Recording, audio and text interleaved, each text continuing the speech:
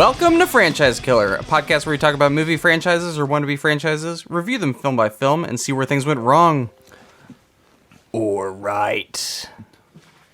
I don't know what got The Rock... You leaned in. No, I did. I was like, I know what The Rock sounds like. Can you smell what I'm cooking? You smell... I can't do it. You smell what I'm cooking? Yeah. Eyebrow raise. You can't. That's not really conveyable through audio. They know. But That's why I they said know. it. They know. I'm Reese. Across from me we have David. to his left Irina. and to my right, Ben. also known as Noah. Does Ben Who's have an Ben accent? in this? Yeah, doesn't he have a Ben. He's My like name British is- or something. My name is Ben. Ben. My name's Ben. Ben. It's me, Ben. It's me, Ben. Benny. Ben. Perfect. Now we've offended everyone.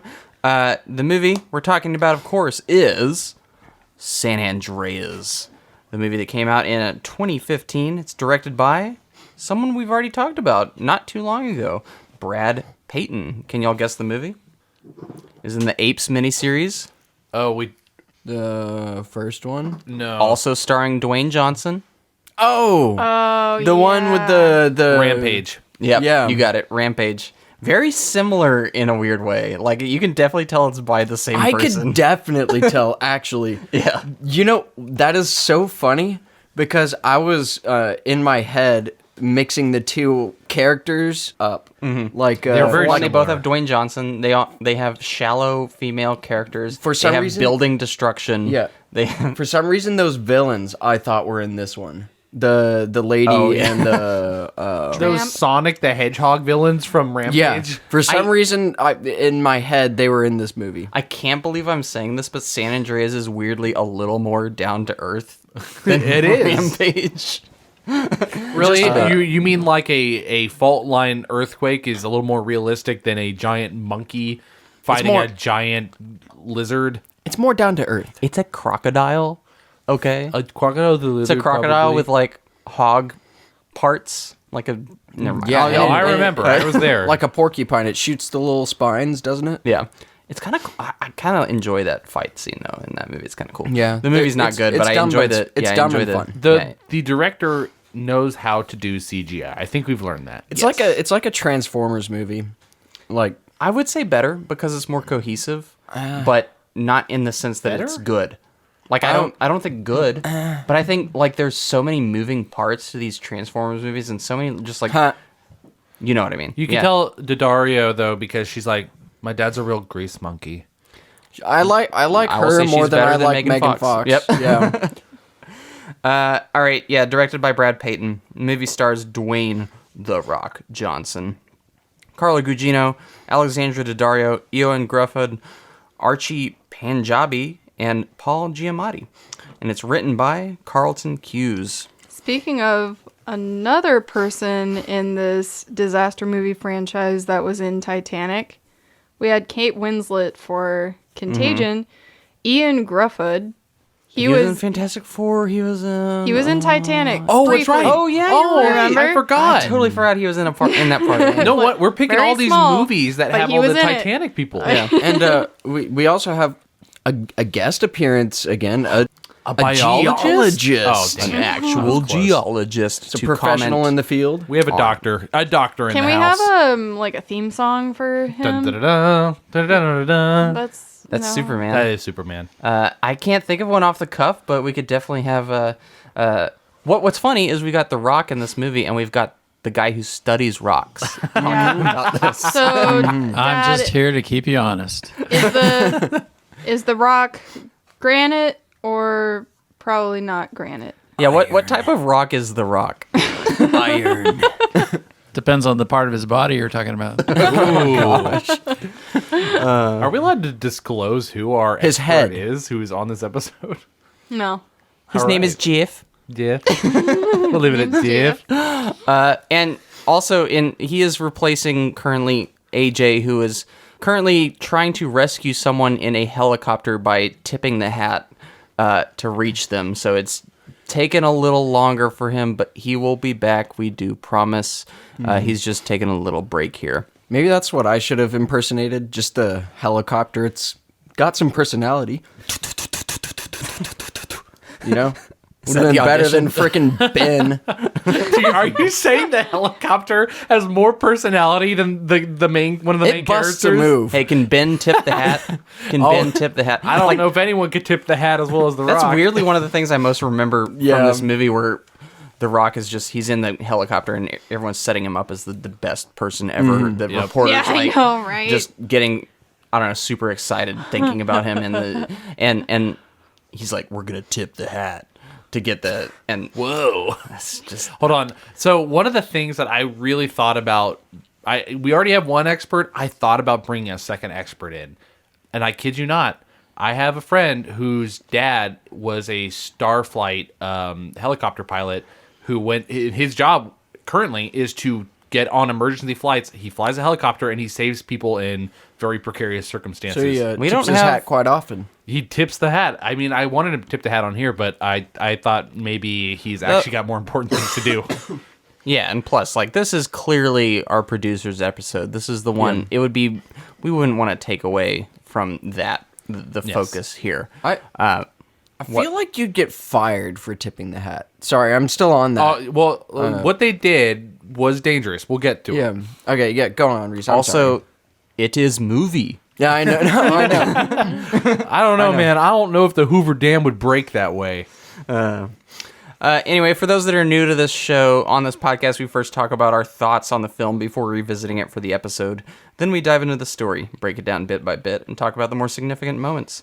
Then towards the end of the show, we give our brief reviews and numbered scores, along with an analysis on the health of the franchise and whether or not this film hurt it. So, producer Jeff, have you seen, or had you seen, San Andreas before this episode? I've probably seen this movie 15 times. No, I do not believe that. I believe it. He has a reason. He shows the students. I occasionally teach a field class in the Pacific Northwest, and involves a lot of bus rides around famous geologic localities in the Northwest. And to fill some of that bus ride time, we show this movie, and everybody gets a good laugh out of it. Oh yeah.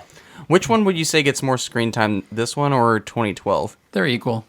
About equal. What, if you wouldn't mind disclosing, what are the other ones that make like appearances in the rotation? Are there any other movies? Probably the worst one of all is Apocalypse 10.5. What is that? That sounds like one of those bargain bin ones that you find It at the is. bottom I've of never the heard of $2. that. That's exactly where I found that one. Apocalypse 10.5. 10.5. Adding it to the And, list. Frank Langella's in that one as a disgraced geologist. Got a little bit of a Hold on, I'm just gonna star say power there. he can't be a real geologist because the movie's called 10.5 Apocalypse. Got it backwards. And 10.5, I'm assuming that's in reference to the earthquake magnitude. Well, yeah, he got disgraced because he had this theory of something called accelerated plate tectonics. Cool. Yeah. Which is, I'm guessing, Kind of like the last movie, 2012, with all those neutrinos exciting the Earth's core. What, can I give the tagline of 10.5 Apocalypse? yeah, go for it. There's no escaping Mother Nature. I mean, beautiful. I've heard worse. I think. Actually, apparently it's a mini-series. It says the complete mini-series. But you hear that trailer voice saying that. There's no escaping Mother Nature. All right. And I don't know anything about movies, really, or filming movies, but there's something you'll notice in that 10.5 movie that once you notice it, it's all over, because they shoot it where they have a person in the movie and then they zoom in on the face, and then they turn yeah. to somebody else and they zoom Yep. in on Zoom in the on the face. face. Oh, no. And they that do that one. continuously. It adds intensity. I remember that one. Noah, how about you? Had you seen San Andreas before? A couple of times. I think you took me to the theater for this one. Oh, really? Reese. He did? Did I really? Yeah, I'm pretty sure that you Reese, did. stop doing that. It was like not a bad experience, I guess. That's all I can say without a fun, revealing like, just- my review. Stuff some popcorn. Yeah. Watch The It's Rock. The do Rock. his Watch thing. The Yeah. Rock. Yeah. Okay, so while I do remember seeing 2012 in the theaters, I don't remember seeing this one in the theaters, which is weird. It's just I could see myself wanting to go to this, though, because I will see any trashy disaster movie in the Yes, you theater will. just because, like, I like disaster movies. It's in your blood. But I'm glad you remember that more than I do. Yeah. Well, you just had a tendency to say, "You want to watch a movie?" Yeah, there was a And time I'd where be we had more- Well, sure. There was a time when we had more freedom to just go see like a movie every weekend. Yeah. Like, Yep. I wish I could get back to that. I'm just going to say, I remember the time when Reese used to say, hey, you want to watch a movie? And if you just take the progression over the amount of years I've known Reese, and now it's just he will barge into the house and slam a movie down on the table. It's like, this is what we're watching. Well, to be honest, COVID is kind of what killed us doing that more often. Now we can maybe start getting back to I it. can count on one hand how many movies I've seen in theater since COVID. Yeah, there's not that many. I can count on 2 fingers. All right. Anyway, Arena, how about you? Had you seen San Andreas before your viewing for this episode? Yes, and I'm trying to remember the context. I think it was just one night we were all hanging out at the parents' house, and I think both you and Dad kind of at the same time liked the idea of watching the San Andreas because, you know, like, you guys had such an affinity for it, so Yeah. put it on. I think that's when I first watched it. Yeah, I have really such an affinity for this movie. Which is very weird. I don't. I mean, you could have I fooled think, me. Okay, It's the so it was affinity more for like bad. it was Yeah. more like, oh, you haven't seen it? Okay, let's put it on. You know? Yeah, kinda- just it- randomly. It's something to Yeah. consume. When it No, comes, Reese likes to subject you. I was going to say, things. he does actually. Yeah. When it comes to Reese, it's hard to tell if he likes a movie for its merit or because it tickles him to watch everyone else squirm watching it. This is between those two. I feel know. like. It's definitely not a like terrible. No, thing. here Like, here it's- is a prime example of Reese being such a good friend, but also being an amazing movie critic. A couple months ago, I was running outside, twisted my ankle so bad that it swelled up. I sprained it pretty bad.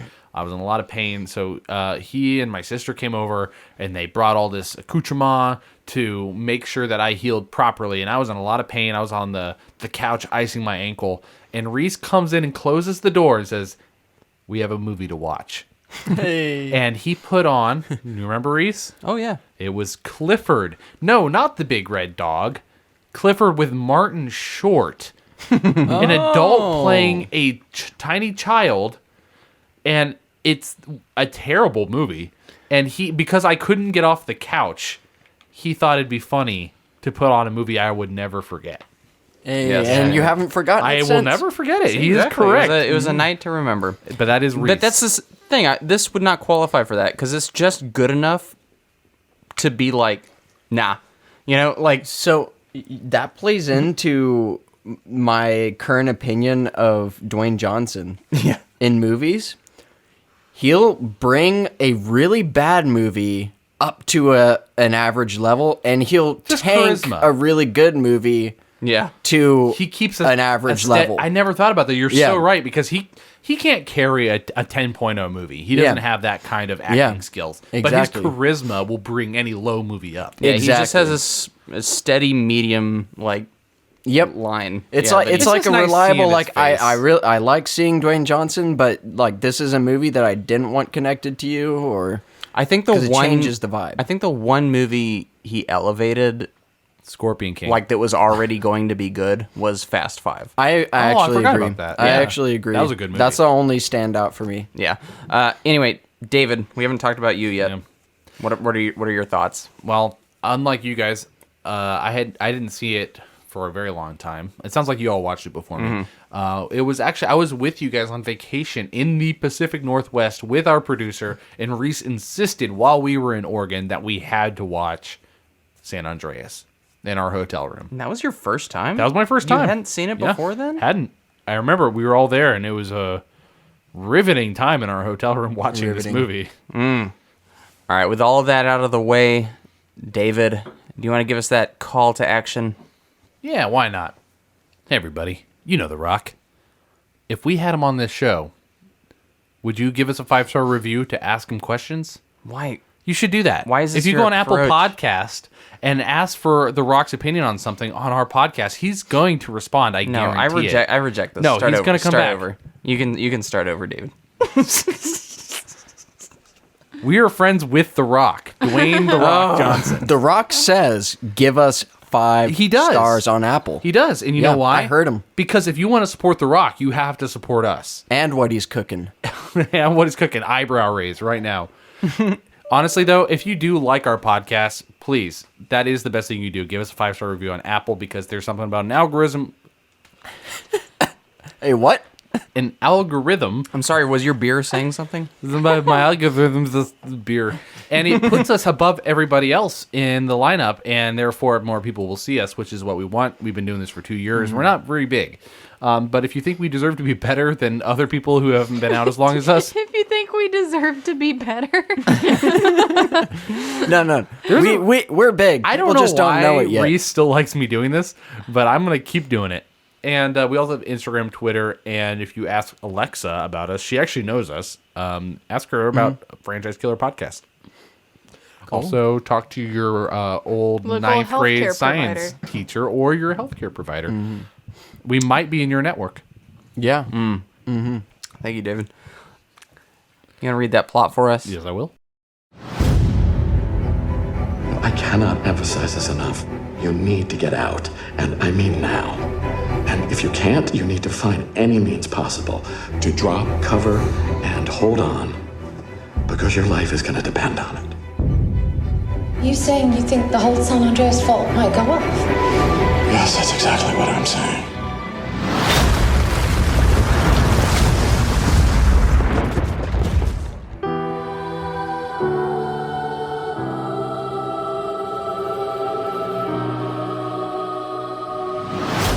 All the leaves are brown Nothing was the way it used to be. and the sky is gray. Dad, I'm really, really scared. I've been for a walk on a winter's day. We're going to get our daughter. I promise. California dreaming. I'm set to winter's day. Caltech seismologist Dr. Lawrence Hayes and his colleague Dr. Kim Park are at Hoover Dam testing a new earthquake prediction model when a nearby and previously unknown fault ruptures, triggering a 7.1 magnitude earthquake that collapses the dam. Park sacrifices himself to save a young girl. Hayes discovers that the entire San Andreas fault is shifting and will soon cause a series of major earthquakes, potentially destroying cities along the fault line. He begins racing to warn the population of California along with his students Alexi and Phoebe and reporter Serena Johnson. When a 9.5 magnitude earthquake devastates Los Angeles and San Francisco, Ray Gaines, a Los Angeles Fire Department helicopter rescue pilot going through a divorce from his wife, Emma, finds himself rescuing her from a skyscraper in Los Angeles.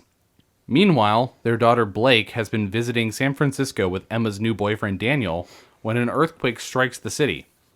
Rubble from the collapsing parking garage pins her in Daniel's car. Panicking, Daniel leaves Blake in an act of cowardice. Ben Taylor, a British engineer seeking employment at Daniel's firm, and his younger brother Ollie rescue Blake and they reach Chinatown, successfully calling her parents for help. Ray and Emma attempt to reach San Francisco in Ray's helicopter until it suffers a gearbox failure, forcing them to make an emergency landing at a shopping mall in Bakersfield. Amid the chaos of looting, Ray steals a truck to continue the journey. The pair encounter a couple broken down on the side of the road shortly before the San Andreas fault, which has a torn large fissure through the highway and extends for the perceivable length of the fault in either direction. Ray and Emma exchange the truck for an airplane the couple owns, as Blake, Ben, and Ollie attempt to reach Nob Hill to signal the pair after finding their previous meeting point at Coit Tower engulfed in flames. Ray and Emma are forced to parachute into AT&T Park just before a 9.6 magnitude quake hits, becoming the largest recorded earthquake in history. You said 9.6? You're correct. Okay, they just said 0.6. 9.6. I'm just going to say there was a lot of filler in that plot. A lot of things that didn't need to be there. As per usual with Wikipedia plots, I mean, we should go back to writing our own, but we really don't. Because we lazy. We'll get there. But Okay, so the movie starts off with This girl, she's driving down the highway, listening to her pop music. Oh And no! suddenly, Avalanche. some rocks, aka avalanche, strikes the vehicle. The rock strikes the vehicle? Yeah. Yeah. Cascades down the cliffside. Yeah, he tipped the hat, caused some rocks to hit the vehicle. And then her vehicle... okay, what I think is weird about this movie, it decides to start off with the worst visual effect. Her car flipping end over end looks so terrible. Yeah. And then all the other effects in the movie look great. Yeah. But this one sequence where her car goes careening off the edge just really doesn't look good at all. So we get The Rock. He looks perfect. There's a reporter in there who's just interviewing all the guys, and they're like, "Hey, we're great. We do this all the time." And then The Rock's like, "Just doing my job." And then we have the reporter who writes down, cute, but not very bright. Yeah, not in regards to The Rock though. When she doesn't write anything negative about The Rock. That's one of his coworkers. Pilot. That's totally a thing that reporters write, by the way, when they're taking their notes. Cute. Yeah. Stature-wise, The Rock comes across more to me as like a firefighter than he does. Starflight. He does. Why has he not played a firefighter? So Actually, guys, this is a firefighter. Huh? This is the Los Angeles Fire Department. Okay, but he's not a firefighter. Well, it is the... Look, we just want him to wear a firefighter cap. I get that. But I then you don't just have think his it's bald head. funny. Like, I don't know anything about, helicopter rescue or anything, whatever. But I would almost anticipate that passengers in there should be treated almost like jockeys, where they don't exceed a certain weight. I almost imagine the He's weighing the being helicopter down? tipped down in one direction. You have The to boulder does not counterbalance take it lightly with to your something else. He's just so drastically bigger than everyone else in that flight. Anyway, she's really down there in the canyon there, and a helicopter under anyone less experienced wouldn't be able to make it down. But The Rock, as we know, knows how to tip the hat. So he shows off in front of the reporter, goes down there, rescues the girl. How do we feel about this opening scene in our San Andreas movie here? I think it really does kind of show you what kind of ride you're in for. It does set you up appropriately. He's gonna be showboating, super dadding everything throughout this movie. So it's not like you're going to be surprised by anything else that happens. So I am glad that they've picked this role for The Rock, though, in that he's more of a dad figure than that of the one getting the romantic interest and look, this is, because a lot of movie stars have a tendency to be like, no, I need to be getting the girl, but the young attractive one. How much self-awareness do you think is going on in this movie? Is it aware of how kind of boneheaded it is, or I don't know? What do y'all think? It's not aware. I think it's half I think aware. it's aware. I think it's aware that it has The Rock as its central focus. And I don't know. Anyone that casts The Rock has to know they're not making a super serious film. So It's just an action film. Well, think about Rampage. What was the guy from Walking Dead they had in that movie? Oh yeah, With that what's his name? Oh my gosh, Jeffrey Dean Morgan. Yeah. He, obviously was way leaning into it. That was a movie I think that up in this whirly bird. Yeah, we want to go on this whirly bird. Weird, both helicopter lines we've taken from these. I'm just saying that movie was more aware. It was stupid, but it let knew what me it was tip doing. the hat in this whirly bird. Gotta tip the hat. This movie is serious in a decent way. I wouldn't say serious. I wouldn't say it's Way more serious than Rampage. I would say it's about the same. Oh, honestly, it does try to throw in some serious topics, like the whole he lost a daughter thing. There are some sobering elements, but it's not... I don't think that's the true focus. I think they're kind of in it for a good action disaster film, just with some... family notes to it, Mm-hmm. Yeah. Okay, so now we cut over to Paul Giamatti He is a professor, also a geologist. At Caltech. Basically, our producer is what he is. Wait, do you know if you guys have the same job? No, we don't have the same job. I was joking. I was curious. I didn't know. No, it's not. And I thought Paul Giamatti did a pretty good job, actually, of a geoscience professor. Yeah. And his lecture there at the beginning is good. Yeah. And there was some research that the people involved in making this movie did. That said, they threw out a bunch of it. Yeah. Like, I think they actually did, do a fair amount of, what would actually happen in an earthquake like this. But they were like, well, that's not as fun as we want it to be. So we're going to do all this other stuff on top of that. Well, what I think of with Paul Giamatti when he's giving his little lecture at the beginning to the class, and the girl's like, "Oh, do you think that will ever happen to us?" And where he kind of like leans in, he's like, "It's not a matter of if, it's a matter of when." Yeah, so just like Contagion. Yeah. Well, there's a couple. That's why we're covering disaster movies. That's kind of how it feels. They need to have that line in all of these movies. Like, make a Yellowstone movie now and just be like, have a professor. Do you know what line they do have in all these movies? I want a meteor movie. Yeah. We might. Who knows? Maybe we will. You could apply that line to all of them. Yeah. No, I know. But you know what movie is in all of these? It's someone going, call them. Who? Everybody. Oh, yeah, like, they all do that. Sorry, boss. I don't. Gee, I the got president. I don't. it. Let me just dial That up is Joe one of Biden. my least favorite lines for anyone to everybody. That still does not clarify any more than just saying no to call people. I still want to know exactly who. I just want to see the parody version of that where the first person they call is the clown that was at their son's birthday party or something. So there's a fault line. It's kind of bad. I'm just going to say, by the way, both Contagion 2012 and San Andreas have that line. Yeah. Or at least something equivalent. This San Andreas and Contagion have almost identical word for word lines. And the annoying thing about that line is that it's an emergency situation. Yeah. There are strict protocols for those kinds of calls. Yeah. You have to be very clear and concise. Well, not to mention call Benny Hill. Yeah. In these scenarios, this person is notifying someone that is usually of a higher authority than them. Mm-hmm. And then the higher authority is telling this, I don't know, underling, go call everyone. It's like, you think I have those connections? You do. Why don't you call them? I'm in my undergrad, bro.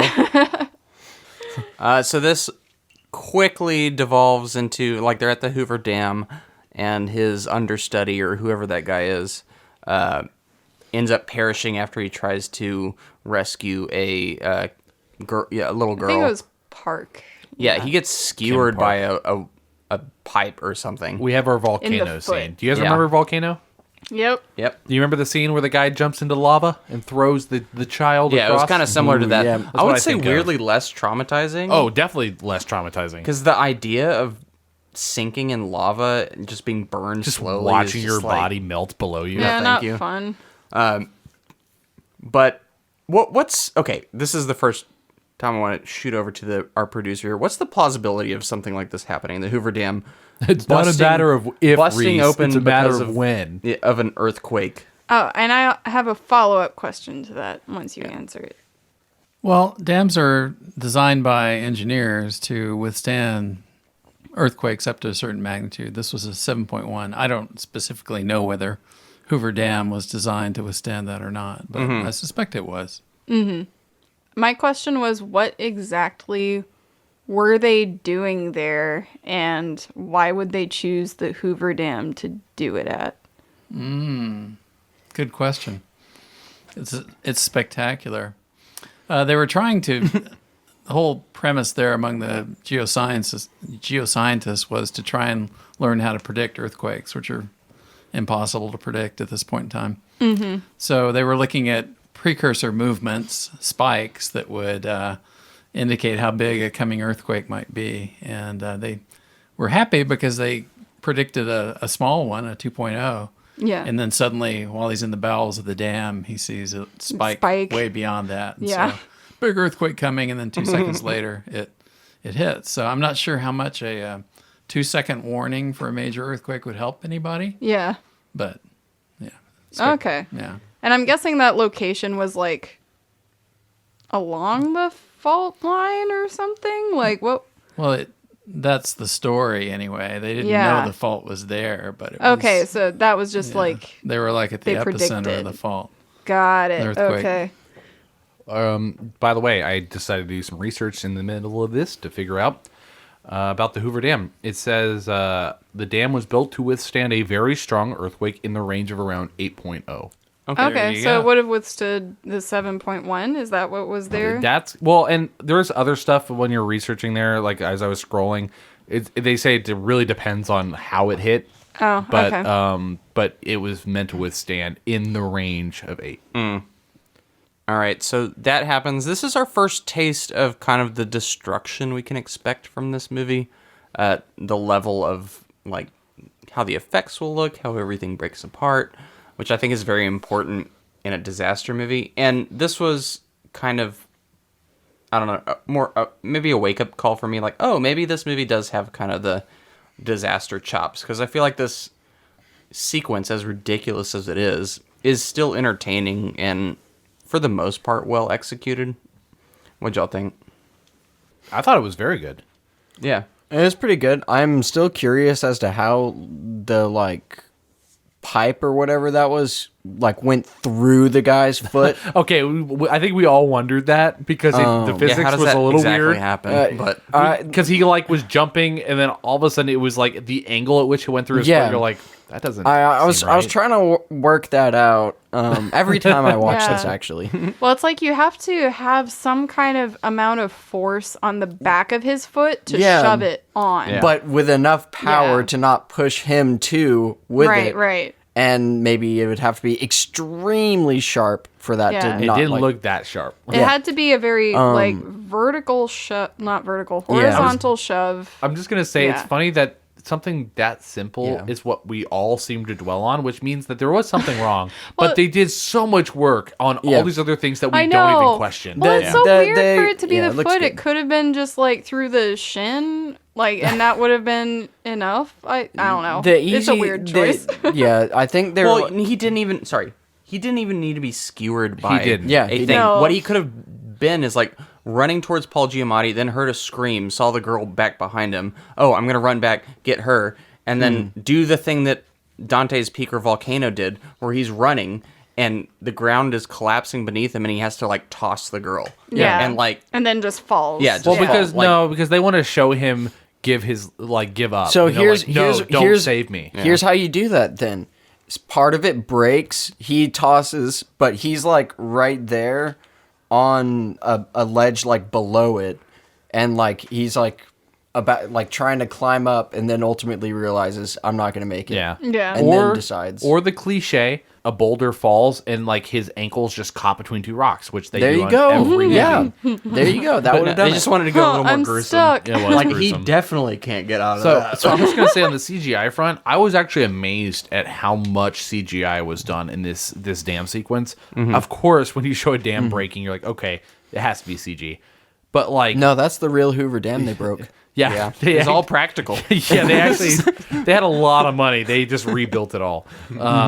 No, it was just there was a wide shot where they start showing this sequence where they sort of have a drone shot where it zooms in and flies over the dam and then flies into the scene where they show them walking on the dam.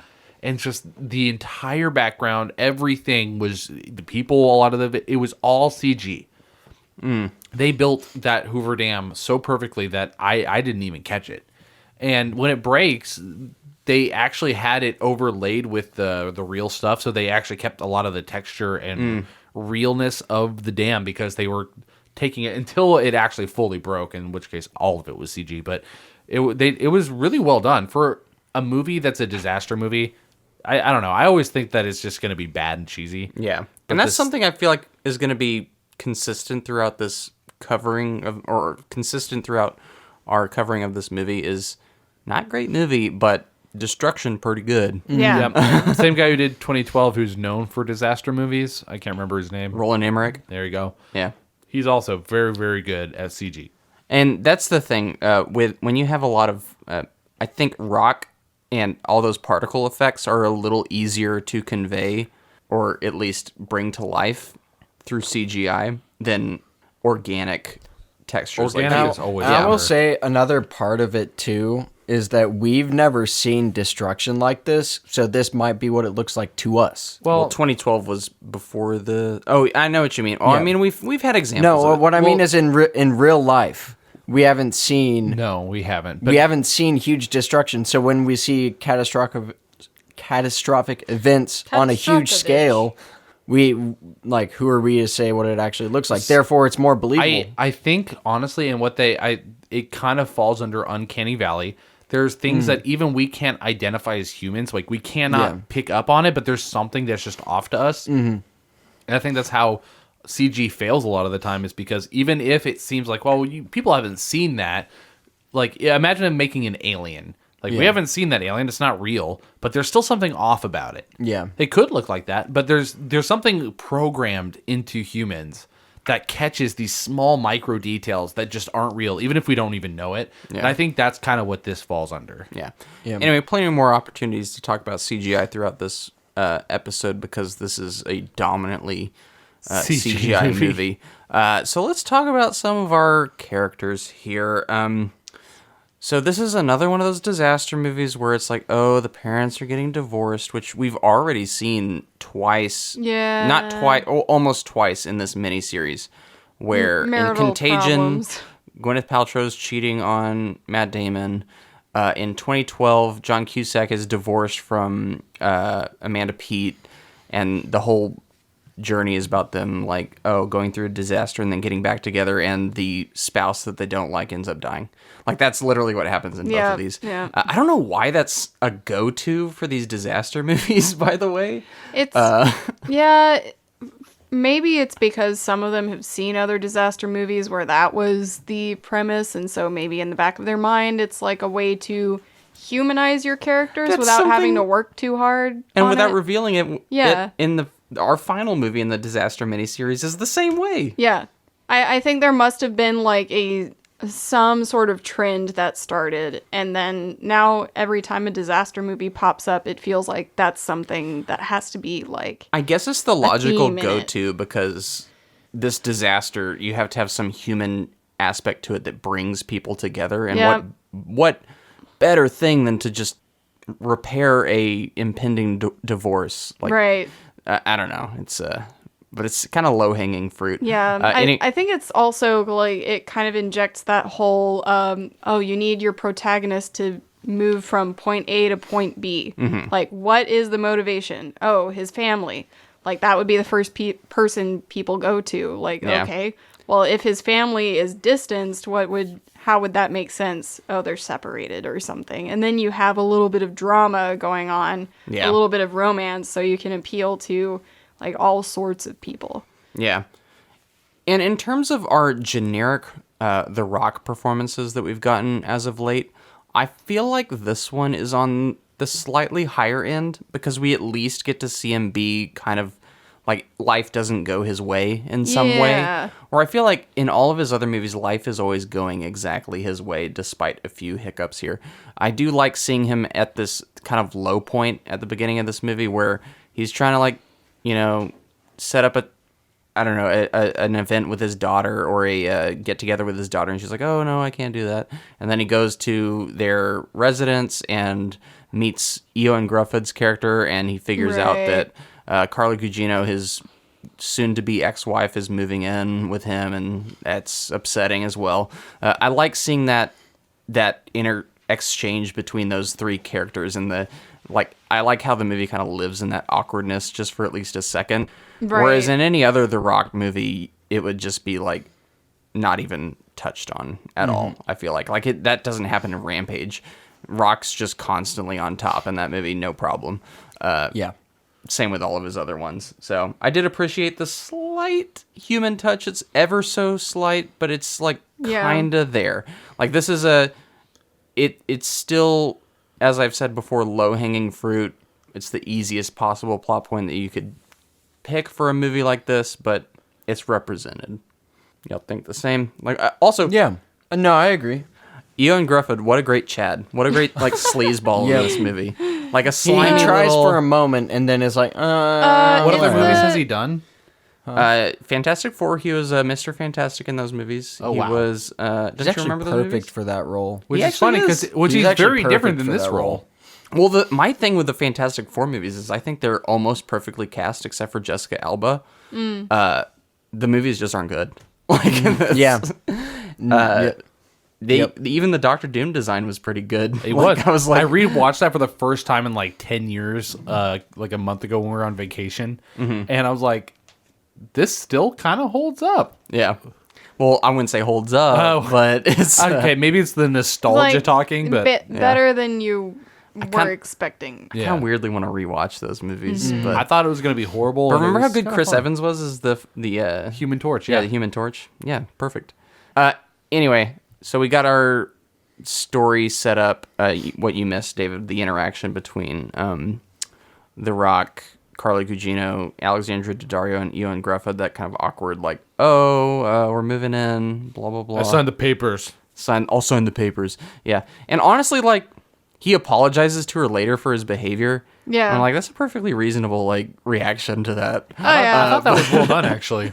Because that's how I would react if I was in that situation. I don't even know if I'd apologize. Yeah. What I do like about this movie, though, is how quickly Carla Gugino just discards Ewan Grufford.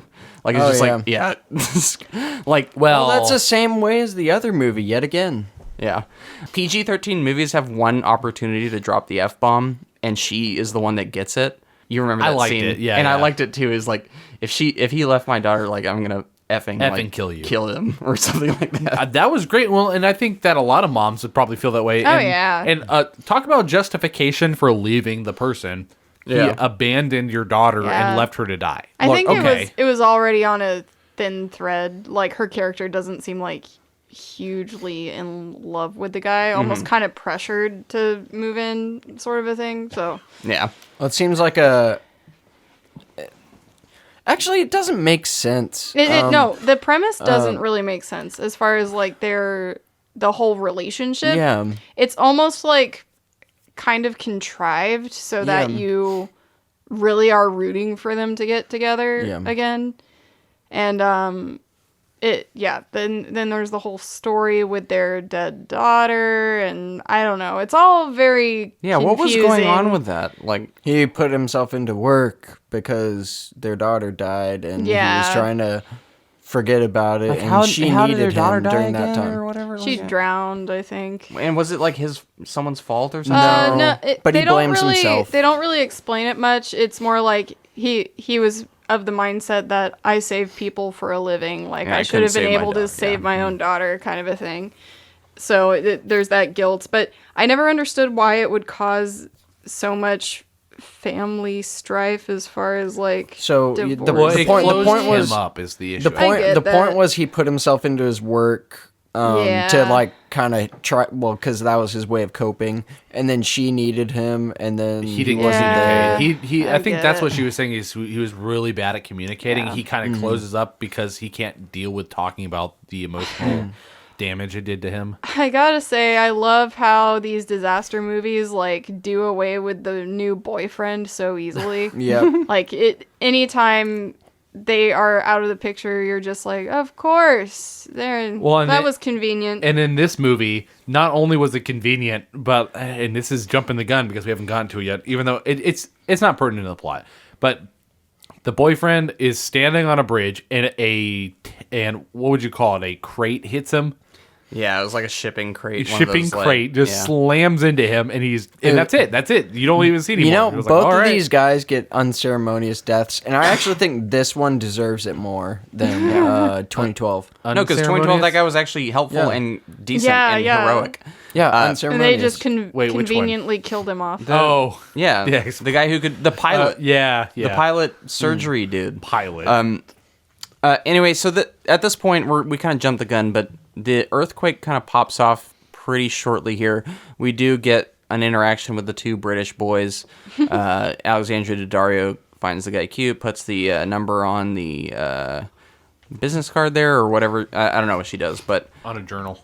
yeah. And shortly after that, they get hit by the big one here. And instantly, buildings start to crumple. They don't even, like, okay, here's another producer question. I feel like buildings are built, especially in California, to withstand a lot of shaking from earthquakes. Like, they bend before they break. A lot of these buildings just like me. crumple and fall over. And I also feel like buildings, when they fall, they will fall directly down instead of tipping over. What do you think, producer? I agree with you. They are going to sway. They're built to sway. Mm-hmm. Yeah, under shocks like that. So when this initial earthquake hits, is there any way for you to break down what's accurate about it and what's not? Or is it Things you talk to students about? I can't really say. I mean, there's not a whole lot of it that would be accurate. It's all kind of over the top. And they're not showing much of the geology here, really. They're just showing the engineered structures collapsing. So they just say there's an 8.3 earthquake here. They do talk about how, like, the fault line, they're feeling that in San Francisco, but it's because the fault line hasn't ruptured there yet. They have some problems there. They show a map that says, look, it's going up the coast straight to San Francisco. It's moving pretty quickly, right? So Is that how that works? They have this Los Angeles quake part occurring, and then there's nothing going on in San Francisco yet. So there's a bit Is of that a how delay earthquakes there. work? They work their way up the fault line? They do propagate along the fault line, yeah. Okay. But they don't take very long to do it. what I do like, and it's something that I imagine there's not a lot of footage of, but they did their best to portray it, is what a earthquake looks like from like a helicopter view or a bird's eye view. It's just the earth crumpling, right? Yeah, no, where the earth is literally like reverberating and things are moving. I feel like that's a really hard thing to actually capture on footage because most cameras are on the earth experiencing the earthquake, so you can't actually see all the shifts. You just see things falling. But then you have a helicopter that's not feeling the earth. Yeah, which you don't see, which, like, the timing of that, it's hard to capture. Yeah. But I feel like I feel like what they do the best they can to show that kind of ripple effect, or at least the shaking of the earth in the earthquake, and it looks really good in this movie. I don't know if it's accurate or not, but I think it looks good. Well, Reese, of somebody who is afraid of planes and travel and certain kinds, I'm sure you've looked up videos of bridges swaying from earthquakes. I've those seen are that. frightening. It's terrifying. It's crazy how much they can flex. What I'm I know. always The impressed Videos creep me out. I'm like, get the F off that bridge. I know. It literally looks like it's bending. If you haven't looked up bridges during earthquakes, look it up, listener. Yeah, I will say it is almost comical how many buildings topple over in this earthquake, though. But when They're it's just underwater, left and it's right, fine. every 3 minutes, there's a building decides, like, you know what? Forget my foundation. I'm just going to fall directly over. Like, it's... No, it's an inside job. It actually has explosives at the bottom of the basement. They crumple down. Yeah. So where are we? We have Ewan Griffith's character who drives to his area, and Alexandra Daddario gets caught in the car, and he's like, "I'll get help. Don't worry." And she's like, "Don't leave me. Don't leave me." And then he's like, "Yeah, don't worry." And then he runs towards the exit, and you know he's not coming back. Well, he does try to ask someone. He for tries help. to ask someone, What and then he's happens just like, is he has a near-death experience, and that makes him go, I can actually die. Holy shit. And then he's like, I'm done. And he bails. yeah. Such a good stand-up mindset. It looks like it in the beginning, but the second he sees fear, boom, done. Yeah. I'll say I he's see. maybe not the ultimate scumbag that was ever conceived, but he's definitely a massive coward. Well, here's the thing. You wouldn't really call him as much of a scumbag if he didn't have a direct connection to her. Well, it's But the does. fact that he was the one that suggested like taking her, and he's trying to do a nice thing or have a bonding experience, and then that this just happens to happen. So who is a bigger Chad, though? Cal from Titanic or Cal is the bigger Chad. There you go. Easily. Easy. This guy's just a uber coward.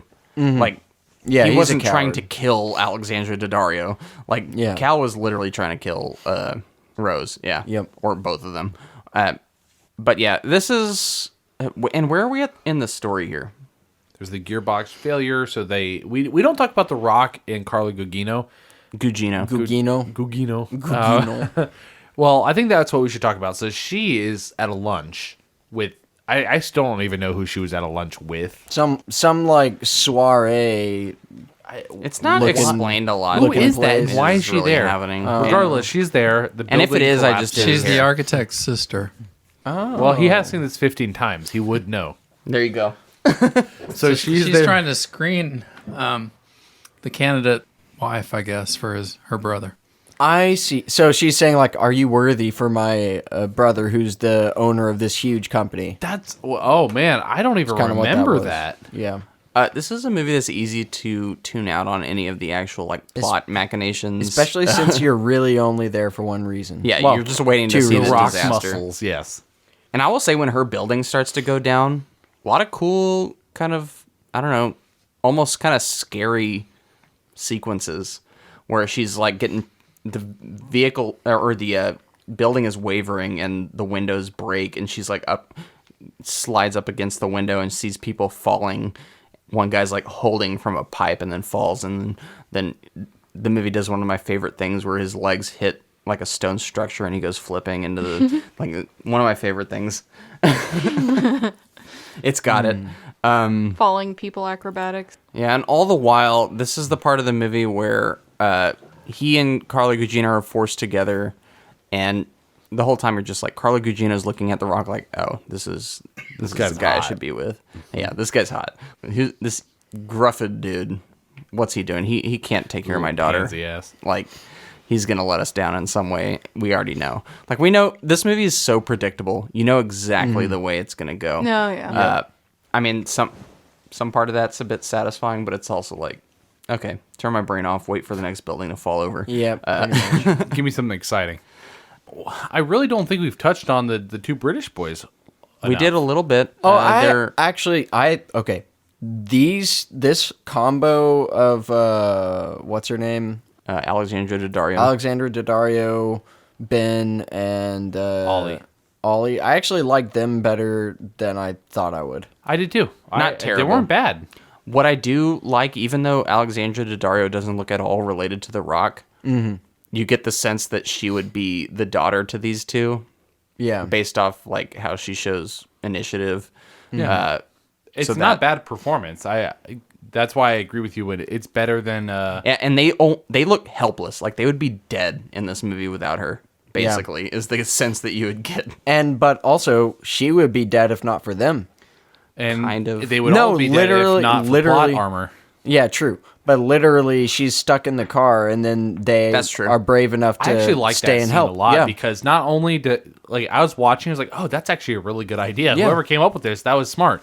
And I was like, man, how are they gonna get that to balance out? And the popping of the tires, I was like, that would work. Yeah, he's like not a muscle man, but he can think on his feet. Yeah, and I he liked has the stones to stick around while things are falling down. Also, and I think we're being too nice to this movie. Are we? A little bit. Yeah. Because I think our scores will reflect it. We can talk nicely. It's all about the scores. Because while I like certain decisions that are made, every single one of these characters is so like blockheadedly obvious in terms of there's no subtlety whatsoever to any of the performances. And I know there's no depth. This isn't the type of movie that you would look for that. But these two British characters are just, while I'm not insulted by them, I'm also like, I'm a little insulted by Ollie. Ollie.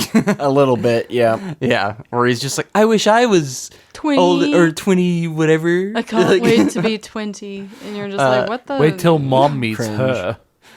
They just seem like stereotypical, like we had to, let's put some British people in there because accents are cool.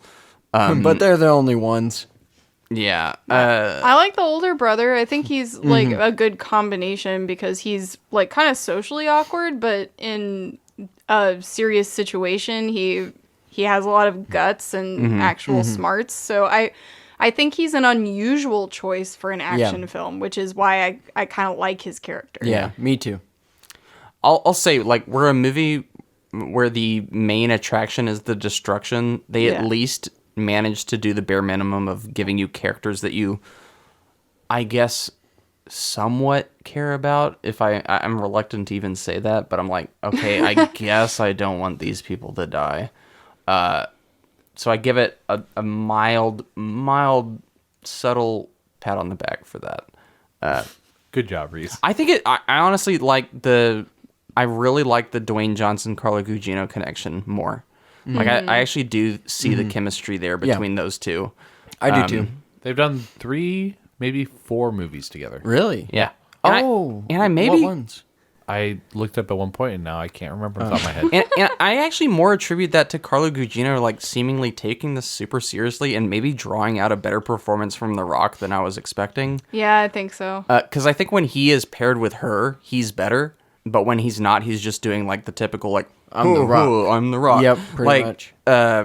Except for that line when they land on the baseball field, and he just has the worst one-liner ever. It's like, not the first time I've taken you to second base. Like, I like that. I would say that. That's what I would say if I was trying to, like, make light of a really terrible situation. Well, that's enlightening to your character. Thank you for that, dude. I'm just saying, like, it doesn't matter who it is. It's just to lighten. It doesn't matter who it is. I'm just saying it's to lighten the situation. If you're about to die, it doesn't matter. It's also, Gotcha. by the way, Carla Gugino and Gugino, stop saying that. Gugino. it's G-U-G. I'm sorry, Gugino. Gugino. Carla Gugino. Gugino and Dwayne "The Rock" Johnson have started 3 movies together: The Race to Witch Mountain, Faster, and San Andreas. Maybe that's why they have a degree of chemistry in this movie. Yeah, when I was they're researching, that's what I familiar with heard. each They other. actually, had very good connections in other movies, and that's why they had them pair in this. Yeah. We haven't hit the tsunami yet, so you want to continue that story there?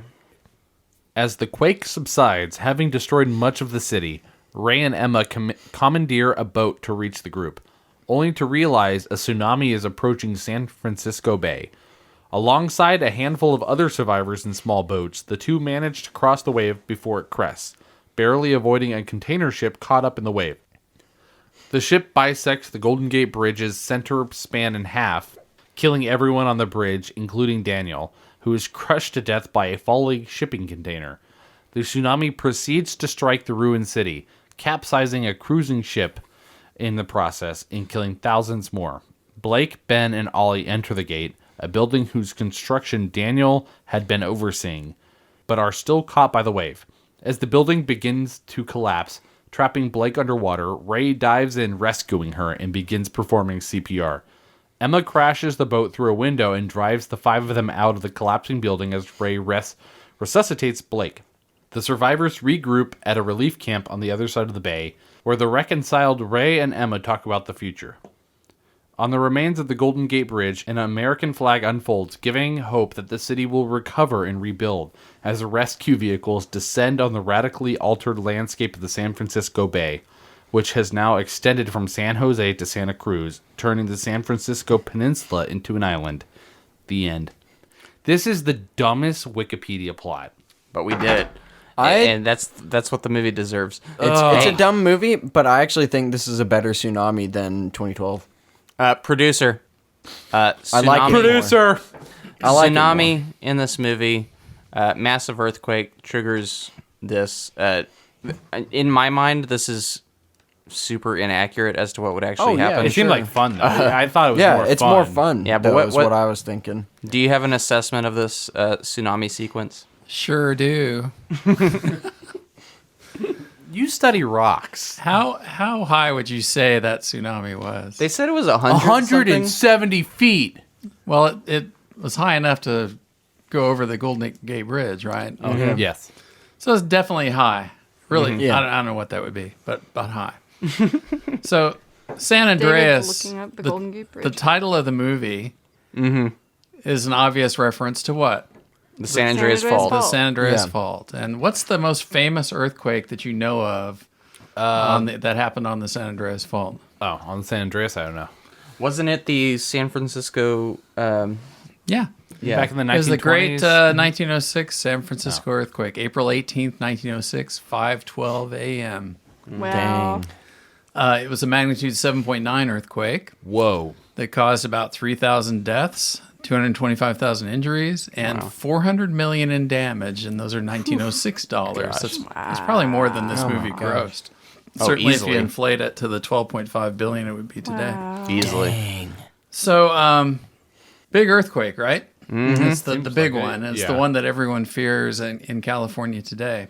That earthquake might be a guide to what kind of a tsunami you would expect generated by an earthquake along the San Andreas. Care to guess how much of a tsunami that earthquake 40 generated? feet. I'm going to guess 70 feet. 4 inches. 4 inches. Okay. I'm and sorry. it was negative, not positive. So imagine the 1906 tsunami coming in under the Golden Gate Bridge at 4 inches height.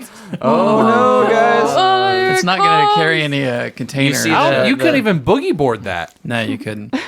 And the reason is because that fault is what they call a strike slip fault, which it's not an up and down fault; it's a sideways fault. So, That makes sense. so the Yeah. Pacific Plate moved about 20 feet left as you're facing eastward, and the North American Plate moved the other way. So, or relative to each other anyway. So you got 20 feet of movement there sideways. That's big. Isn't And that doesn't really generate much of a tsunami because it doesn't lift water or drop Right. water. It just So- moves sideways. So what type of fault would generate a tsunami? Like One's what? near Japan. Yeah. The big one they're expecting in the Pacific Northwest would. That's what they call a mega thrust earthquake, which you David knows all about that. thrust. And the one that the two earthquakes actually that Paul Giamatti mentions in his initial lecture, the I think it's the 1964 Alaska earthquake, and the one in off the west coast of South America same year. And those generated big tsunamis because you have big displacement of water. But So is there San any? Andreas wouldn't. So is there any scenario in the San Andreas area that would produce a tsunami? Well, you could get a tsunami in San Francisco from a big earthquake somewhere else. Yeah, I okay. was gonna But say it not would have from to the San be. Andreas It would fault. have to be sent from some other Right. part. By the yeah. way, Yeah. the Golden Gate Bridge is significantly higher than I thought it was. Yeah. What's the? 220 feet. Yeah. That's insane. That's So high, dude. So the height of that wave was that someone Over gave 220 gave it feet. a number in the movie. I thought it was like I thought I read it was in like 170 or Well, something. both like of that. us I thought could it be was wrong in the now. hundreds, but the fact is, it looked higher than the Golden Gate Bridge, Yeah. which But would make it over 200 feet. Yeah. I wasn't speaking to the accuracy so much as the concept of it was cool. I don't think I the forgot we I were don't think talking the about wave that. crested the bridge. I think the shipping boat hit it though. Well, the water had to bring it over the bridge. no, because it was like end over end. Like it was like it hit the ground and it toppled over into we the might be thing. splitting hairs here, Reese. I'm just saying, like you're wrong. Well, you'll see it here in a few minutes on the Well, on the considering screen, so. considering the fact that it was only 4 inches, if we actually had a 7.9, Yeah. Hey, 4 inches is a lot.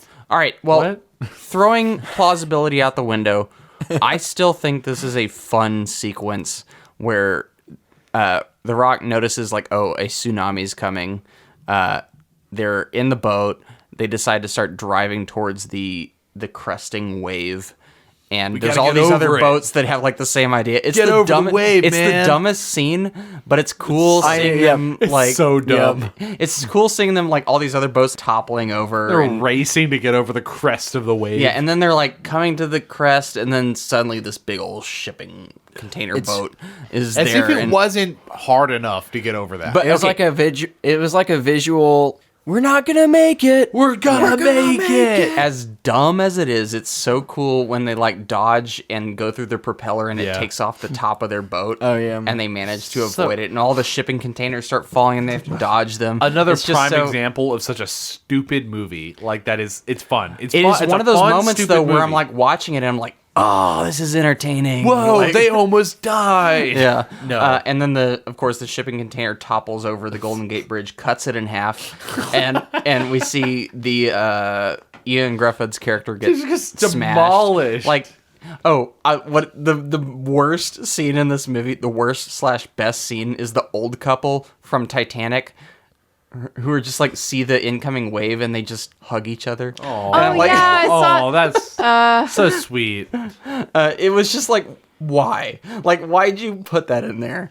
It's amount literally of like death and a callback to destruction. Titanic, where it's just old people who are like, we're not gonna make it. Let's just hug each other and Let's just stand hug here. each other. But These old bones won't carry me far. I have a question for a producer. It's kind of off topic from what we're doing, but if we had, like, say, what's the largest earthquake ever recorded? I think that's a good question. 9.4, 9.5. somewhere Holy in there. crap, that's high.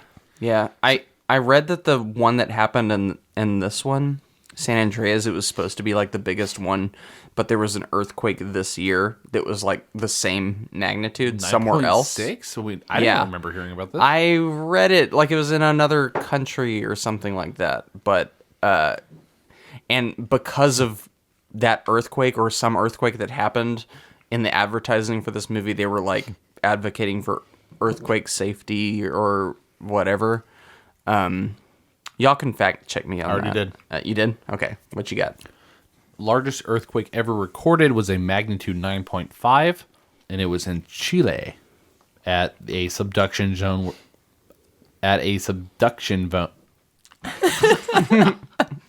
Subduction Subduction zone. zone. Subduction zone where the Pacific plate dives under the South American plate.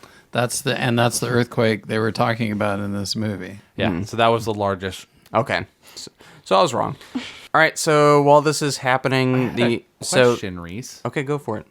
I was going to say, what would happen if we had a 9.5 to a 10.0 earthquake? Oh, this is exactly. It's perfectly accurate. We already saw. Well, I'm curious. Like, what? This is a documentary, didn't you know? Like, what is the worst damage that we would see? Like, what would happen? Well, you got a pretty good example of that a few years ago at the Honshu earthquake in Japan with the Fukushima disaster. Oh and yeah, all that's that. right. Yeah. So that was a pretty decent tsunami. Well, that one was a tsunami. What versus- magnitude was? Do you know the range of magnitude? Of David's that going to earthquake? look it up for us. I would say, but I might be wrong. I'm gonna say 8. That's just my guess. No, it was bigger than that. 6.6. No, that's not right. It must have hit at a place where it was vulnerable, though. Like It was not a 9.0. 6.6. Yeah. 9.0. Okay. Wow. It was a different one. That was the first one that came up was 6.6. It was a 9.0. That's a big one. All right. So the city gets flooded. Ben and Alexandra Daddario, characters' names that I don't remember, get caught in a skyscraper. Ben also gets in a bit of a tussle with a window glass and gets one in the leg. So Alexandra Daddario has to doctor him up.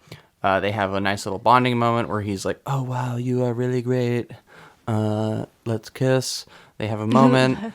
Then flooding starts to happen. Inevitably, in all these movies, we have to have our scenes where people are drowning. Meanwhile, Dwayne Johnson and Carla Gugino are going around in the boat like, hey, we got to find her. Somehow, against all odds, they manage to find the specific The biggest building coincidence of all where time. they're located.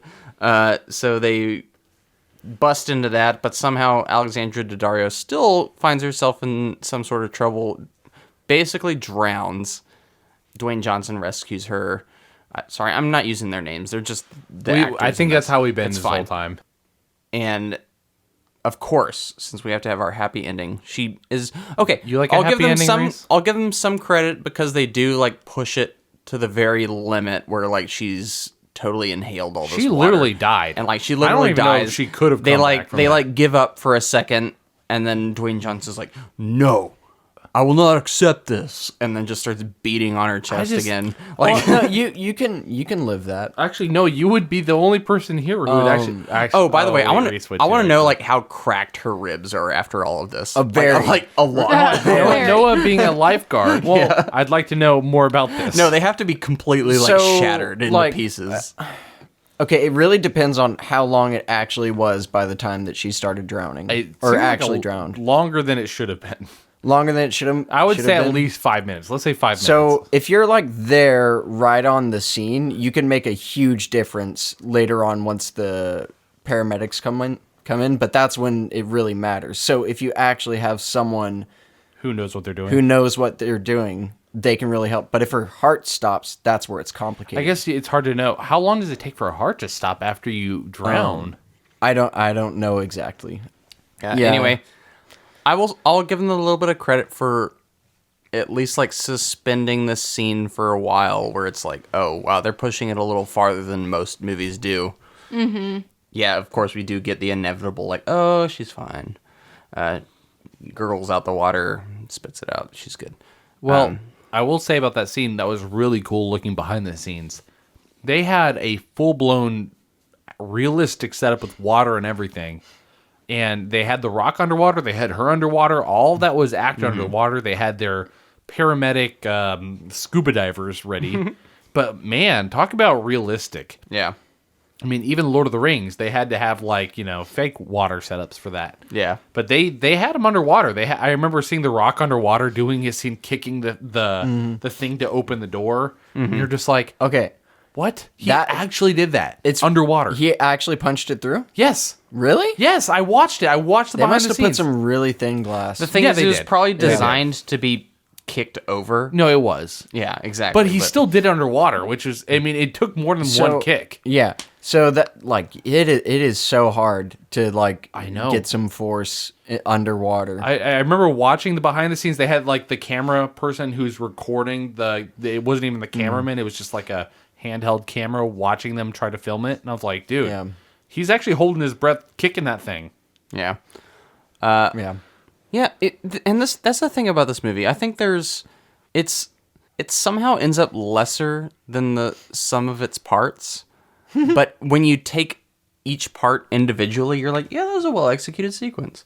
Yeah. Like sadly, like that's the way I see this movie. It just doesn't come together completely as one of my favorite disaster movies, even though it's fun. Like, yeah, it had a good near drowning sequence. It had a really good earthquake sequence. It had a good tidal wave sequence. It's all inaccurate, but like all of these disparate parts are entertaining on their own. But kind of what I'm left with is I'm still like not putting this in the upper tier of disaster movies. We talked about this beforehand, Reese. What? Will it be better than 2012? Yeah, I guess that's what we'll find out here. But as we're watching, like the way that they make the Earth move is I think so good. I thought that was really cool looking. Yeah, it looks cool. Like that's how I kind of imagine it would look like, even though I might be completely wrong.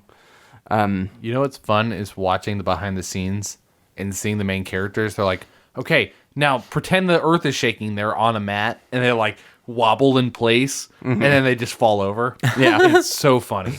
I actually think, and Noah, this might be coming back to what you thought. I think the downside to this movie is the fact that the main character is The Rock. Oh, it could be. Really? Imagine someone like a more, this sounds insulting, but legitimate actor in this main role, even though the movie around him is ridiculous. The guy from 2012? I think if you have a director or an actor that comes off as more vulnerable and more human, the stakes feel higher. Yes, Jason I Segel. agree. No, even take someone like Jared Butler. No. I know. You think He's about action Greenland. hero, but not quite as much. No, he has. I feel like he can be killed. Like The Rock cannot be killed by anything. No. Like no. No. I'm just saying, Gerard Butler, he would die. Exactly. That's what I'm saying. Like, So you he has to believe be that more would, careful. Yeah, he has to be more careful. He has Raise he the has stakes. to dodge the falling buildings. The Rock, if a building falls on him, he's just gonna walk out of it. No, Like- Gerard Butler's just going to stumble his way into a romantic comedy. No, like give me like Russell Crowe, or give me like, I don't know, someone who, Russell Crowe won't die. or like Jake Gyllenhaal, someone who. Jake Gyllenhaal, I believe. Okay, yeah, someone who's heroic enough, but not to the point where you think that they could just. Colin Farrell. Colin Farrell? Sure. You just saw that Hot Ones, and that's why he's on your Shut mind, up. but that's fine. But yeah, just the whole Rock side of it kind of takes away any sense of tension or Yep. danger, I you just agree. know that everyone is going to be fine. Well, not everyone, but everyone you would care about. Exactly. Yeah. Like, you just know he is the ultimate safety net. Yes. And Yep. Like, I wasn't for a moment worried that his daughter was actually going to die. yeah, I like his chemistry between Carla Gugino. Yep. But apart from that, I think he kind of detracts from any of the stakes of this movie. Yeah. Yeah, well, the fact that Rock is in it means a lot of people are going to live. Yeah. And that's not a diss against The Rock. It'd be the same if it were like Vin Diesel or any other musclehead. That's just the way it is. Yep. The thing is, Noah, Imagine you, Vin Diesel, man. I might have preferred it actually. I don't know if I'd prefer it. See, Family. here's the difference between like Vin Diesel and The Rock. I love Vin Diesel, but he's the kind of guy. Shorter. He is shorter, but he is unaware of the movies that he's in. He thinks that he's doing like, oh, this is like the next Lord of the Rings. You're right. And but I it's weirdly XX. prefer Vin Diesel because he's Triple X, okay whatever. with playing villains and Well, looking dirtier. Irene and I were talking Yeah. about this when it comes to The Rock. Is it admirable or is it not admirable that he refuses to be in anything not positive? It's both. I think it's both. I think Irina, did you agree with that? That it's positive that he does only positive movies? I think my perspective on that one when we were talking about it was, at this point, everyone knows if you have The Rock in your movie, it's not going to be like a super serious movie. Mm-hmm. And he's more of a brand than he Yes, is like an yeah, actor. mm-hmm. So if you have him in your movie, then the fact that he wants a positive ending, you're already forfeiting your film for that. Yep, yeah. So it's not so much his fault in my mind. It's Fault. those that are casting. It's like they're using Yeah. his name as an attractor, but you're not going to make like Yeah. a quality film. This is why I prefer Vin Diesel, and I know they're feuding, and The Rock calls Diesel out about not being like as professional as he is, which I believe that behind the scenes, that Vin Diesel has a super ego. But Vin Diesel, he plays characters with a little more complexity than The Rock's characters. Like, you think about Riddick, who's actually a more complicated character who is willing to, do things that The Rock's characters would not be willing to do, like kill people or do, I don't know. He does some darker stuff. Yeah. But to go back to your question about whether it's admirable or not, I don't think it is either admirable or not admirable. I think it's just the way he does things. He just likes positive. He likes his brand to be positive. I like that. And I Personally, respect him for like that it. too. I do. Yeah. But it part of it is like, it's wholesome to think about it that way, but it's Yeah. also like part of his brand where he doesn't ever want to upset anyone who's watching him. Yeah, Like, he yeah. wants It's people. a smart business Well, I move. think It's- he even mentioned it's for his kids too. He Yeah. never Yeah. wants his kids to like see him in a role that's not positive. Like, I mean, we talk about Rampage, the other movie directed by this filmmaker, who they wanted to kill the ape, and The Rock, I think, had the right call where he's like, no, we don't want to see the ape die. We want to see the ape survive. Yeah, and yeah. that's the reason we had that kind of cool ending at the end of Yeah. Rampage, where in that case that it was a worked. cool ending. Yeah. Where he's like, you think he's dead, and then he comes back and he's like, that was like, oh, Makes And a then the penis middle joke. finger. like, because we didn't need the King Kong ending in that one. That right. was this is the different take. This is the like, oh, you thought it was gonna be King Kong. It's not. In that case, it works. In this case, I'm like, okay, like, whatever. It's Yeah. The Rock. I think he needs to just switch it up soon, because I get that this is what he likes, happy endings for all of his stuff, but it's really starting to blend together with all Yeah, the it like is. Jumanji and Jungle Cruise. Yeah. I don't think he and cares. This I I know he really doesn't don't care. think I know he he doesn't cares. care, but he's never gonna reach this upper echelon. I don't think he wants to. Okay, well I'm just saying. No, like, I truly believe that he is not about being the best actor or making the best movie. It's about sustaining. Crowd pleasing. Here's Yeah. what I think. I think that Dwayne Johnson needs to not be a main character and needs to be a supporting role. Like Fast Five. like Fast Five. Yeah. He needs to be in an ensemble in which like he can be happy, but the rest of it can. I'm gonna say that's not necessarily gonna be happen happy. anytime I soon. know. Have you I guys know. seen Red Yeah. Notice? I haven't. Well, actually, it kind of is because he will be a main character in the form of Black Adam, but then he will be in an ensemble. He's not going to be Shazam. Yeah. or Shazam. Okay, yeah, I'm curious how they tackle that because Black Adam, he's supposed to be a villain, anti-hero. or yeah. Like he starts off kind of a villain. When does like that come out? this year at some point. They've been teasing that forever. No, they finally came out with like a kind of trailer. Anyway, we're getting off topic. This movie ends. American flag waves. Inevitably, we see it. I don't know what else there is to say about this. We rebuild is like the final line. Oh, man. It's super cheesy, but yeah, that's the only line that you could say in a movie like this. What are y'all's feelings at the end of San Andreas as we go off, as we just went off on that huge tangent?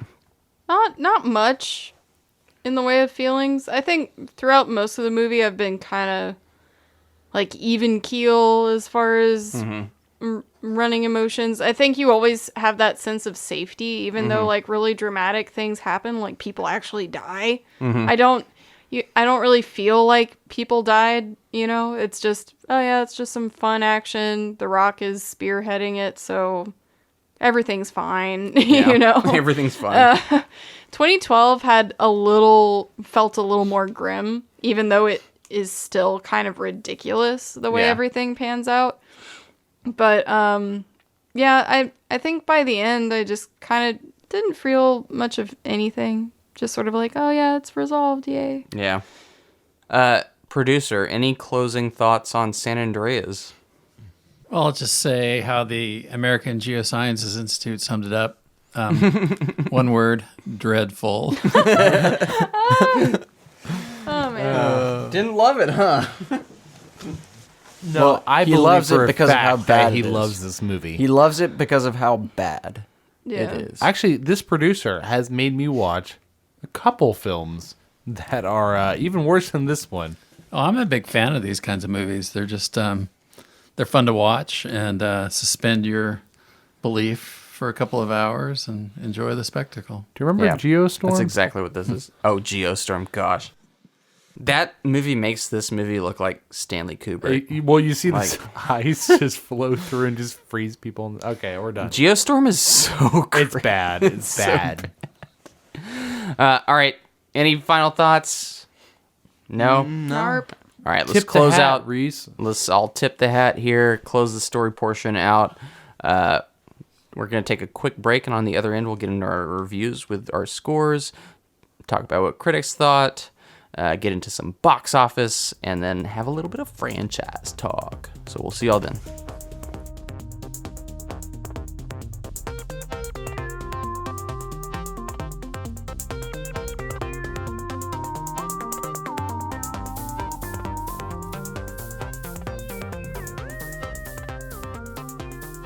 Welcome back. Let's talk San Andreas. David, you got our scores there in a little bowl. You want to pull them at random? First up is Irina. Oh, come on. What? No. What? No. Say it. 10. That's a lie. I didn't give it a 10. Is it a 1? A 10. He was Tell me what that says, Noah. 6. What? How are you looking at it? It says 6. Oh, I can see it's like a tiny 10. She underlined it. Well, because I I put that line. I put. Oh, you did? I put Yes. my 6 on That the looks like line. a 1 and a 0. And Come on, You were show like, it to Reese. he was like, come on. Come on. No, I was like, no, it looks like a what? 10. I see why you think that, but to me, I was like, oh, that's I clearly... legitimately thought that was a 10. It's I just looked the, at it more the than line, once. The It line does look like a blends with 10. the I line see blends what with the line, therefore I I knew. see what he means. Yeah. No, But I see it the is 6 not- and I see the 10. But I get... It's a 6. That was... David was like, what is happening? Look, Dang no, almost. I'm just going to say the fact... I now see the 6. I know. See this? But imagine a 6 with a line going through the bottom. No, I know. Yeah. No. Yeah. It's We for know. the people listening. I'm just saying, like, you can't see It was like the curvature top. It was of like the top 6. part of the 6. the bottom. It was like the top Got it. part of the 6, and the 6 was bent to the side a little bit, the way it was drawn, so you and then can- the Gosh, circle. but it literally on the looks other like side. both a All 6 right, and a David, 10. you can relax and I'm sit done. back All right. and Sorry. Irina, you gave it a 6. Go ahead. yeah. I think this is fun. Like I can sit down with some people and eat some popcorn and not really be too disappointed that I watched it. There are things to laugh at, some things that are enjoyable. The special effects are cool here and there, but nothing particularly memorable except the fact that it's The Rock. And I don't know. It's hard to really go into detail about it because everything is pretty generic and kind of what you would expect a disaster film to be like. So I think it's successful in that regard. But just not really my genre anyway. So Yeah. 6. All right. Next up, Noah with a 5. Yeah, it's a 5. I think The Rock, I don't know, he kind of just brings movies up to a 5 or down to a 5. Like, So if The Rock's Could in be a it, I pro, know could it's be a going to be a con. 5. yeah. And that's the thing. Like, I'll always enjoy it and I'll always have fun with it, but it'll never be more than that. It'll never be more than fun. It's just, it'll always be like, oh yeah, that's a Rock movie. I like it. What's the best Rock movie? Oh, Fast 5, but that's not him in particular. Well, it's because he's not the lead. Yeah. I know. I'm trying to think of the rundown. You know what? I actually have it. Moana. Yeah. That's his best movie. Even though he's very much a supporting. Yeah, I know. But like he's a main character. He and her are both main characters. Yeah. All right. 5 for Noah. Moving on. Next up, David with a 6 as well. This movie could have easily been a point higher, point lower. Depends on where you fall in the Rock scale. I tried to split the difference. It's a good movie as far as disaster stupid. Disaster porn. Let's just say it. Yeah, that's the word. Disaster porn.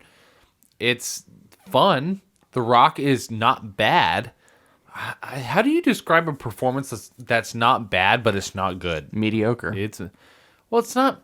It's above mediocre. I don't know. Sufficient. It's good. It's just a stupid movie. Yeah. I don't know. It's a movie that is so stupid that I would rewatch it more than movies I've given higher. This is the complication of scoring movies. Yeah, you seem like you're really struggling right now. I am. It's just because it's not Tomb of the Dragon Emperor. Yeah. Can you exactly. imagine? It's not. Imagine that you set yourself up for that one. Yeah. Imagine the Yetis that could have been playing football in the background of any one of these scenes. I challenge you and Noah both to come up with something other than Yetis and football. No. You challenge us that every time. Imagine the Terracotta never challenged Warriors. you ever. Imagine you have a couple imagine the Terracotta Warriors that could have been unearthed by this earthquake. Yeah. Balls flying in the air above your hand. That's really what you want me to go for. I just don't remember the movie well enough to say anything other than Yetis. Yeah. It's the No, thing yeah, that And comes- like how it's the like thing that comes to mind. screenshotable it is. Desktop Oh, we haven't done backgrounds. that one in a while though. Yeah. It's been a while. Very rewatchable. Gosh, I said that like over 2 years ago. Yeah. Still haunts me to this To this day. All right. day. Do you stand by your I score? I stand by it. Someday you're gonna come back and actually watch that movie again and be like, "Oh, I have it on my wall, which I means know I you have do. it over Thanks here. to me." Hold on, we're gonna watch. Reese, can we watch it soon? Yes, we You know, can watch it soon. you know what the weird thing is about it though? I think because of this bit, that movie is gonna be way better to me. I hope so. I Like, hope you love it. Just because of that, it's gonna be way better. Somehow I've raised the score of that movie. I think you're right. I think overall it won't be much better. But I bet you all three of you would give it a higher score than it used to. Yeah. And last but not least, we have Reese with a 5.5. Yeah. How am I the lowest again? This movie is exactly what you think it is. It is called San Andreas. The San Andreas fault gives way, causes massive earthquake, causes tsunami. things go crash and boom, buildings fall down, The Rock saves everyone, all is well with the world, the American flag unfurls on the split Golden Gate Bridge, exactly as what is supposed to happen. I mean, that's what it is. The movie doesn't take any bold swings. It's literally a straight down the middle disaster movie. You're getting exactly what it is pitching to you. Aside from Titanic, can you name a disaster movie specifically that doesn't just split the middle? Oh, what do you mean? Wait, what? It just seems like a lot of disaster movies aren't too high or too low because they can't really develop character. You know what I mean? Yeah. I personally put this under 2012 and above something like Geostorm or Into the Storm or those types of movies. Like, I think it's close to 2012. What about... I find 2012 to be slightly more enjoyable than this one.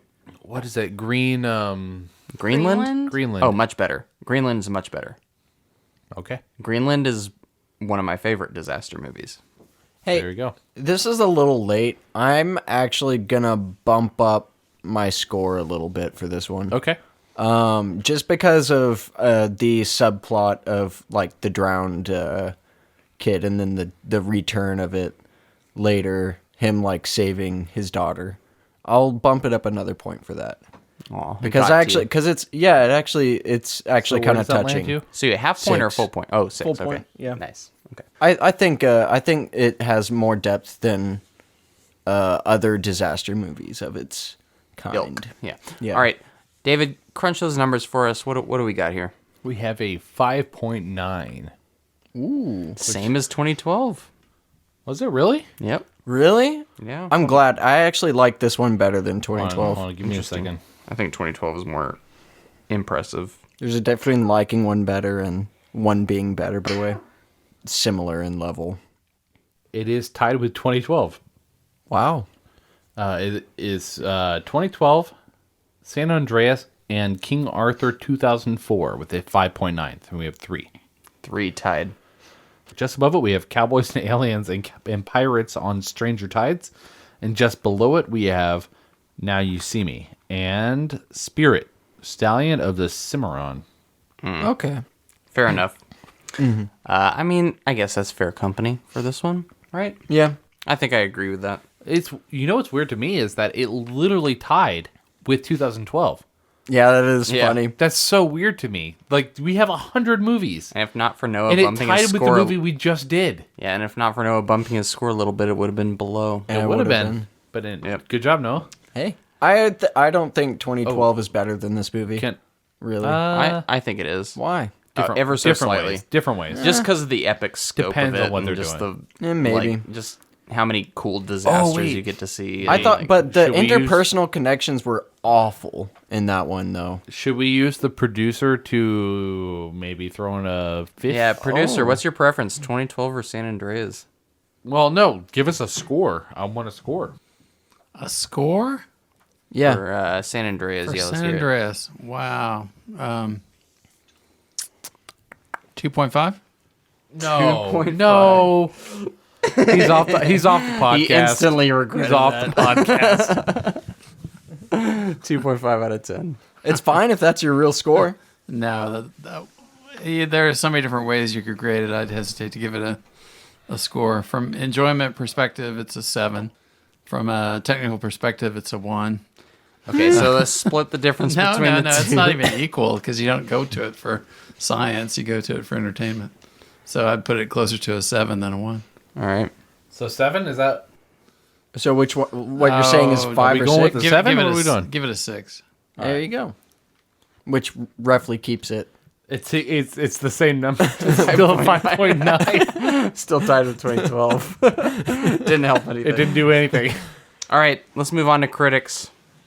On Rotten Tomatoes, this movie has a 48%. Boo. And an audience score of 52%. Woo! That's so much better. On Metacritic, it has a 43 with an audience score of 5.6. And on IMDb, it has a score of 6.1. Box office wise, this movie released wide on May 29th in 2015. Also playing in theaters at the time were Pitch Perfect 2, Tomorrowland, Mad Max Fury Road, Avengers Age of Ultron, and Aloha. The movie's budgeted at $110 million. What do y'all think this did worldwide? Starting with Noah. You said the budget was 110. 110? Okay. I'm going to say Dwayne Johnson's star power brought this to 350. Arena? 280. 280. David? Reese, can you read the other movies again that came out at this time? Can you use it in a sentence? Pitch Perfect 2, Tomorrowland, Mad Max Fury Road, Avengers Age of Ultron, and Aloha. Avengers. There's a reason I had him reread those. Guys, there are two big ball-busting movies Well, on then that tell list. us your guess. Actually, Mad Max. Hurry up and get to it. Mad Max is Mad Max is a huge movie. It didn't make a lot of box office. It did well, but It did well. I know amazing. that. It did decently. It did above It did decent. not as well as it should have done. I agree with that. But also we had Age of Ultron and that movie. I don't think this movie even cracked Age of the Ultron surface. is the big one. I know. But both of those and then this? Come on. All right, let's hear it. I'm going to go with 220. Let's go with 220.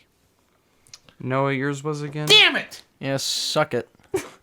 Noah, All that posturing. Noah, you said 350? Yeah, I did.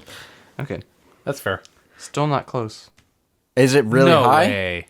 The movie made $474 Holy shit. million. I knew it was. my Hey, God. I'll take Dwayne the Johnson's L. star power. No, I know, about but it this way. still, I Think didn't. about it this way. Come on. He's like the family guy that people go to. I don't care. Like, there's so many Like- other movies. Yeah. There Yeah. are, but that doesn't Dude. mean people can't come back to the theaters again. And you also think about it this way too. They probably weren't on the same weekend, which means someone who watched Avengers Age of Ultron was like, okay. And then at the end of the month or the beginning of the month, whenever they were separated from, they were like, oh, I could go watch another movie now. And then they did. Guys, that means that this movie had a higher box office than Fury Road. Yeah, it did. That's bullshit. Yeah. Language. That's stupid. There you go. Yeah, Fury Road did well, by the way, guys. Y'all are shortchanging I just looked it up. I the know. The thing is, it should have done better than it did, but it still did pretty well. I thought it just like kind of broke even.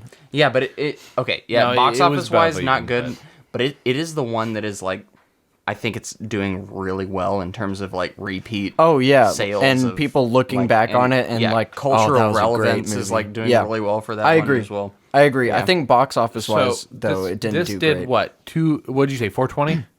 474. And Mad Max did 374. Yeah, so 100 million less. That's insane. Yeah, I know. All right. Well, I mean, as we do with this podcast, successful movies often bear fruit They get in the form sequels. of sequels. Do y'all hear have we gotten a San No, Andreas Reese, 2? we haven't. Why, someone's angry. And get I'm close just- to your mic. No, I don't care. I am so mad that this movie made $100 million more dollars. Me too. I know. That's just the rock That factor. blows It's- my mind. it's You just gotta disaster know how movies. dumb people are. Yeah. Oh, I don't apparently. There is a sequel in the works. So yeah, in Really? February, and I'm reading this from Wikipedia just because they do it better than I would have done, weirdly. So in February of 2016, New Line announced a sequel is in development, and its plot will reportedly focus on the Ring of Fire. Neil Widener Japan? and Gavin James were hired on as screenwriters, while Brad Payton and Beau Flynn will return as director and producer, respectively. Johnson is set to reprise his role, while Gugino, Daddario, and Giamatti are expected to return as well. Johnson and Payton were announced to serve as producers. In July of 2021, Daddario expressed her doubts that a sequel was happening, and this is the turn of events. Recently, the director Brad Payton and The Rock have stated, or I think it was The Rock actually who stated, like, we did that thing and we're done with that thing. So there were plans of a sequel. Now The Rock is kind of... Yeah, but I think The Rock has too many franchises on his plate. He's got Jumanji. He's now got Jungle Cruise sequels going on. I think he doesn't have time for San Andreas 2 or Rampage 2 or any of these movies Thank that God. did really well but not like well enough to his standards, which you'd think something like San Andreas would be like up there, but no, apparently not. So yeah, I actually, despite how successful this movie was and despite the fact that they did at one point have a sequel in development, I don't think we're getting a sequel for San Andreas. I really hope we don't. I feel like even if they did, it wouldn't be as much of a turnout as the first. Yeah. It would be more of a spiritual sequel, wouldn't it? Because the fact that the San Andreas fault already is done. You'd have to do like an Indiana Jones thing where he just like goes to various different locations and Yeah, like Temple we're of not Doom living saves in people. California anymore. like where it's like, oh, now I'm saving people from Yellowstone. Oh, that And, was We're saving Woody Harrelson from his own stupidity. yeah, Alexandra Daddario, she's drowning in lava and he has to resuscitate her. You could do it. Anyway, I should mention that apparently Warner Brothers still does want a sequel to this thing as of December they do. 2021. Money. So I will not say this is completely dead in the water. There is still chance for a sequel with this one. Not with Rampage. I think Rampage is perfectly dead, but we already talked about that movie. So what you're saying is Please like, let it be dead. like right now, it's in the state of. It's up to The Rock, I would imagine. Yeah, It's like, hey, whenever The Rock wants to do it. Here's what it is then. It's she's just died. The movie just died underwater. The Rock now has to bring her back. Yeah, and The Rock has to breathe decide whether life he into wants her. to resuscitate It's his the daughter. San Andreas franchise because it is his daughter. Yes. He has to decide whether or not he cares about his daughter enough to Yeah. revive her or not. Exactly. Yeah, Yep. that is what San Andreas is, The Rock's daughter. That's what we're saying here on the podcast. Yep. With that said, San Andreas dead for now, but who knows? Maybe there's a future here. I lean towards no, but I say this franchise has slightly more life in it than Rampage. We'll say that. Do we agree on that? Yeah, sure. Okay. Next week, we're closing out our disaster miniseries with, drum roll, Twister. That's another heavy hitter. That's gonna be good. I think it's a perfect bookend on this one, having Titanic at the front and Twister at the back, and sandwiched in between, we have this like, Is there anybody from Titanic that's in Twister? yeah, Bill Paxton. Dude, how have we done this? Yeah, I know. How It's did we crazy. do this? I know. It's kind of perfect, weirdly. Weird. A lot of connecting actors in a lot of these, or matching actors. But yeah, can't wait to watch Twister again. It's going to be another nostalgia play for us, so we'll see how we deal with that in terms of rankings and ratings and all that. Personally, I got an affinity for Twister, so we'll see how it holds up. With that said, goodbye, you guys. later. Later.